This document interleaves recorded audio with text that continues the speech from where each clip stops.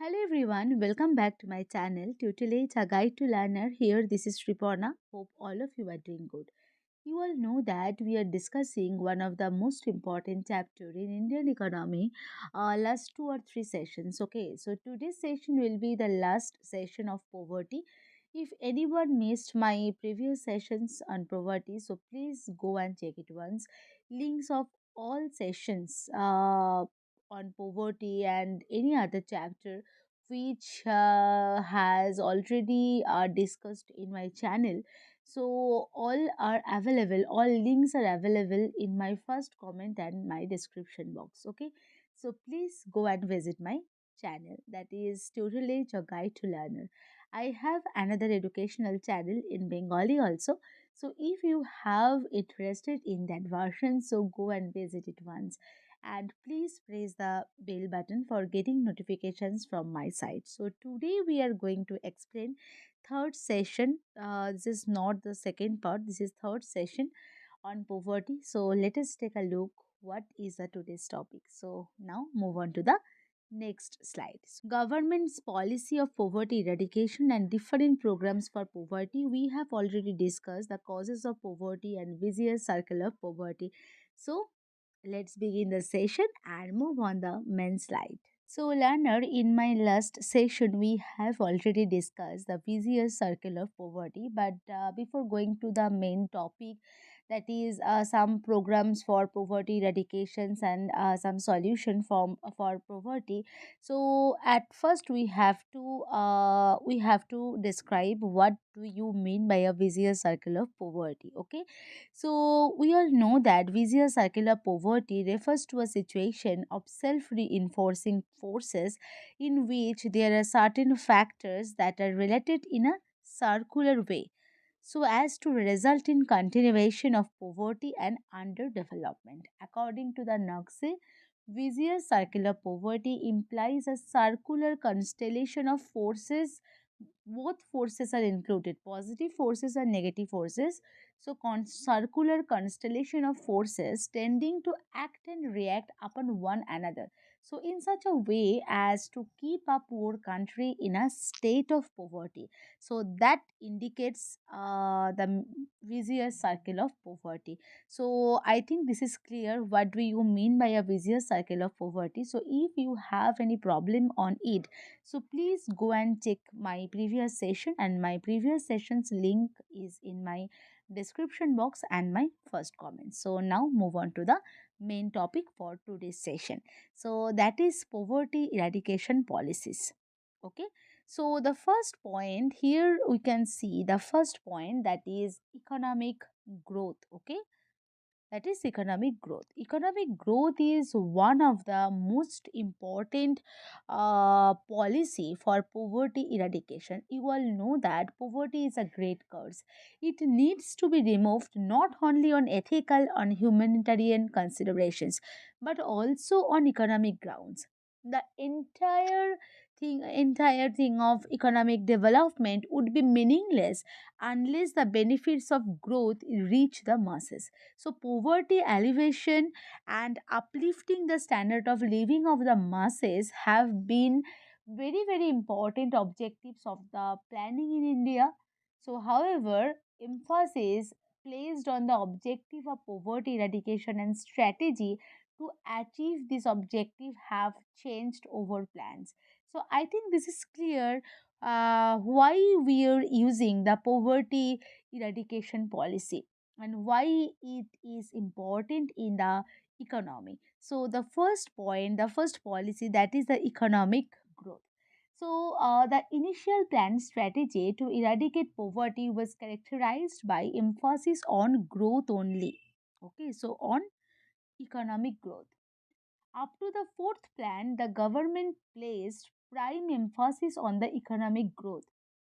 It was thought behind it was thought that behind the fourth plan, the benefits of the economic growth would filter or trickle down to the poor persons in the form of more employment and more income as a result of expansion of agricultural and non-agricultural activities in the rural areas, as also through the expansion of the economic activities in the urban areas. But this strategy was not successful in eradicating poverty, mainly for two reasons. The first reason, that is, the rate of economic growth during the period of economic planning has been of the modest magnitude till recent years. So, economic growth has been of the modest magnitude till date. Till date, okay? So, a low rate of economic growth prevented the spread of poverty. So now going to the second point, which is also most important point, that is the benefit of the economic growth failed to reach the large number of masses of people in general and lower income groups and weaker sections of society in particular. So India didn't see much drop in poverty initially because of this strategy, basically emphasis on the total income rather than on its distribution. So I think this is clear. Now, going to the second point, that is agricultural development. So, a very large proportion of population, we all know, in India is still dependent on the agricultural sector. So, therefore, for eradication of mass poverty in rural areas, the government has placed emphasis on the development of agriculture. So, agricultural development has been an essential part of the strategy of economic development since 1951. So that's why agricultural development is also one of the most important policy of the poverty eradication. Okay. Uh, Move on to the next point, and that is development of the small scale and cottage industries. So, a significant feature of the Indian economy since 1957 is the development of cottage and small scale industries. So, at first, we have to know what do you mean by a small scale and cottage industry. So, small scale industries have been given a special place in the industrialization program, and these industries have played an important role in the generation of the employment and in ensuring a more equitable distribution of income. So, the basically the previous policy, previous economic planning was emphasized on economic growth, not emphasizes on the its distribution.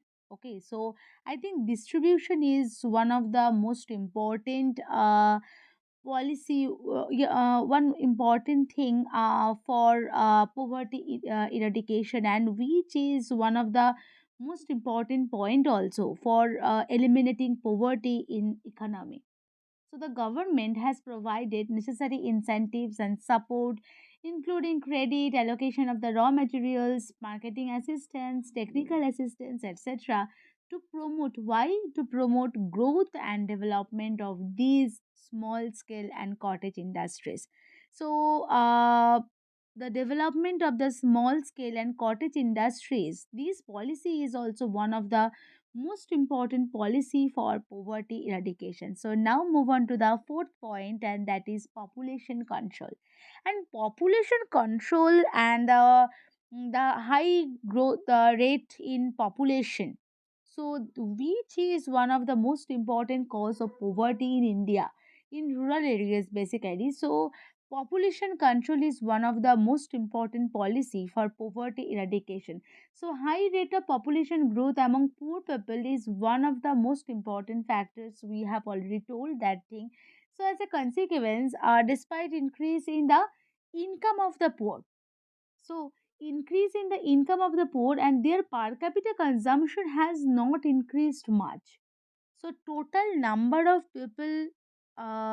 total number of people increases, total income is also increases, but per capita income PCI, so because a PCI is equals to total income divided by total number of people, so both are increasing, so that's why per capita income is decreasing.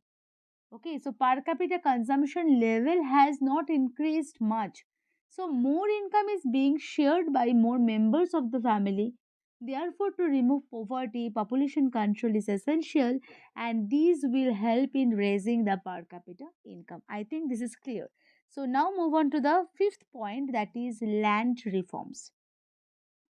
So the government has also pursued the policy of redistribution of the assets in the agricultural sector through land reforms.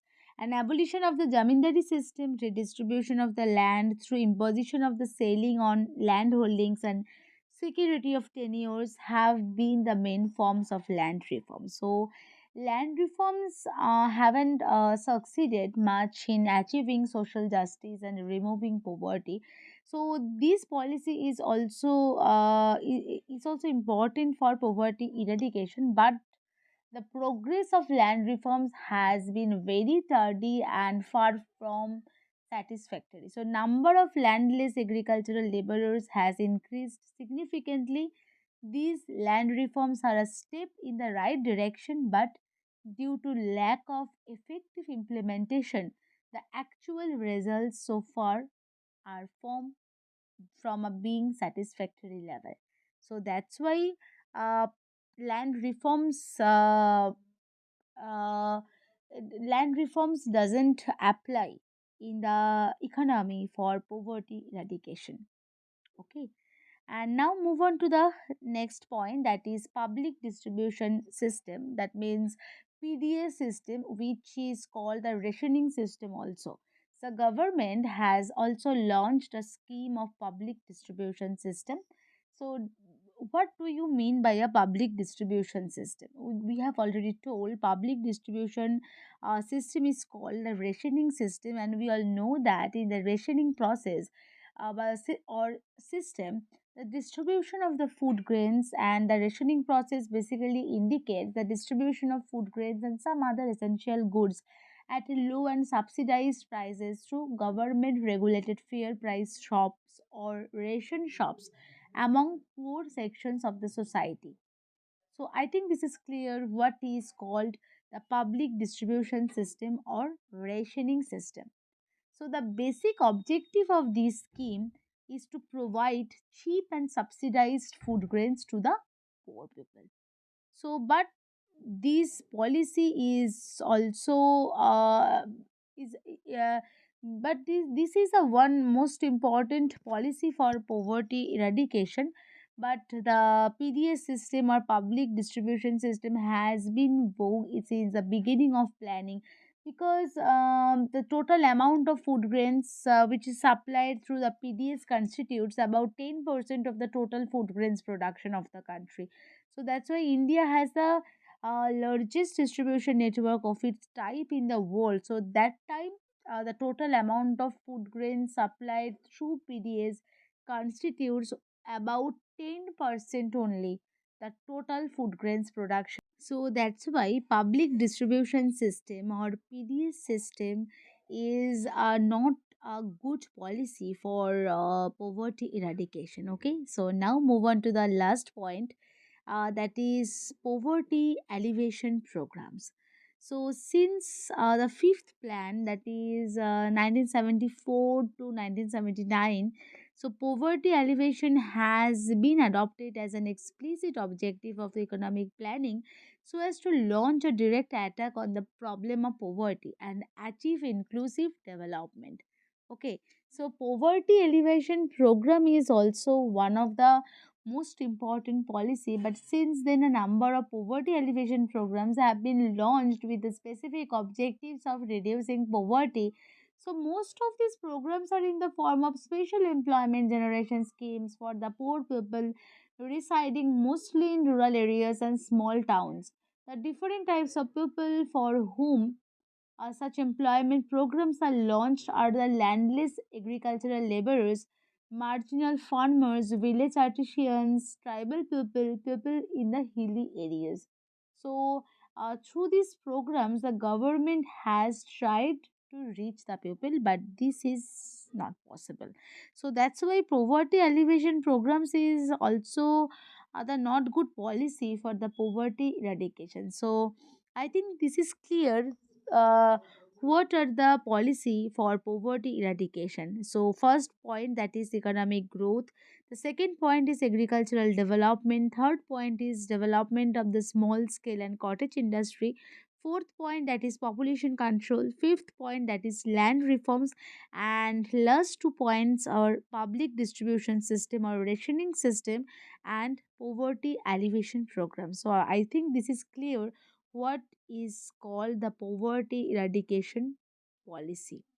Okay, so now move on to the next concept, that is different programs for poverty.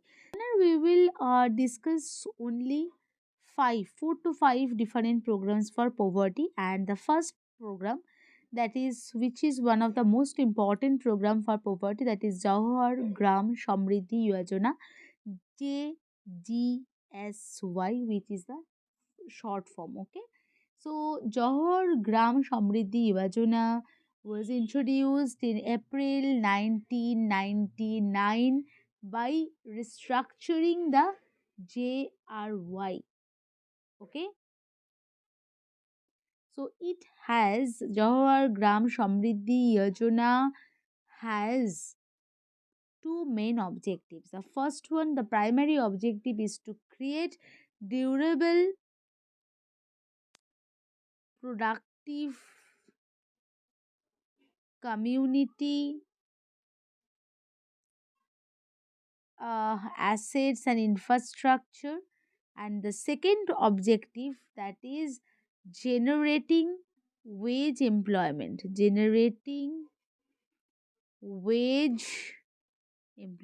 So I think this is clear.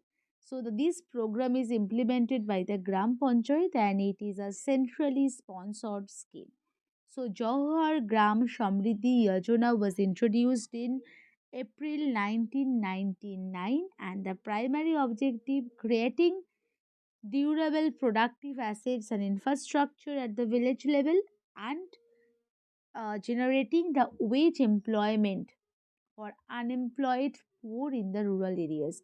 And this yojana is effective in the rural areas only. So now going to the second yojana, that is Sharna Jayanti Gram Swarajgar Yojana. Okay, so this Yojana was launched in 1st April 1999 by restructuring and combining a number of different types of programs like IRDP and TRISEM and other allied programs. Okay, so TRISEM, TRYSCM. Clear? So, and what is the main objective of Sharna Jayanti Gram Swarajgar Yojana? So the main emphasis of SGSY, which is a short form, is on a focused approach to poverty alleviation, and it is a single self-employment program operating for the rural people, and it aims at promoting enterprises at the elementary village level. It assists poor rural families to take up income generating economic activities. And SGSY helps the rural people into self-help group, and which is most commonly used word nowadays. So that's why SGSY helps the rural people into self-help groups. Okay, so now move on to the next the next program, that is Pradhan Mantri Gramadya Yojana. So PMGY. So PMGY was introduced in the budget of 2001. And what is the objective? So PMGY's objective is to focus village level development in 5 critical areas like health, primary education, drinking water, housing, and rural roads. Okay, so now going to the next program, and which is also one of the most important programs for poverty, that is Mahatma Gandhi National Rural Employment Guarantee Act and MGRE GA Act. Okay, so this program of the government aims at increasing the livelihood security to the rural households.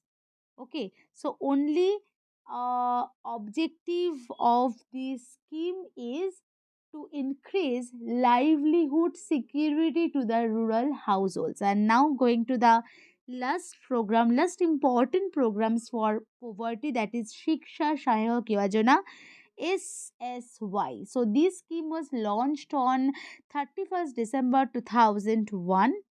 So it aims at providing education scholarship of 100 rupees per month to the children of parents living below the poverty line, and those are covered under the Janashri Bima Yojana of LIC for their education from the 9 to 12 standard. So the scholarship is paid for a maximum period of 4 years, so no premium is charged for the scholarship. So Shiksha Sahayak Yojana basically uh, to provide education scholarship, okay, to the rural people which who are living below poverty line. I think this is clear. So there are five programs for poverty. The first one, that is Jahar Gram Samriddhi Yojana. Second one is Sharna Jayanti Gram Swarajgar Yojana. Third one is Pradhan Mantri Gramoddaya Yojana. Fourth one is Mahatma Gandhi National Rural Employment Guarantee Act, and last one, that is Shiksha Sahayak Yojana. So I think this is clear. So, Leonard, we are done for the today's session. I hope this session will be very, very useful to you. If you like my session, so do not forget to like, share, comment, and please do some support and subscribe my channel for getting more useful sessions. I will come again with a new session. Till then, stay tuned. Happy learning. Thank you.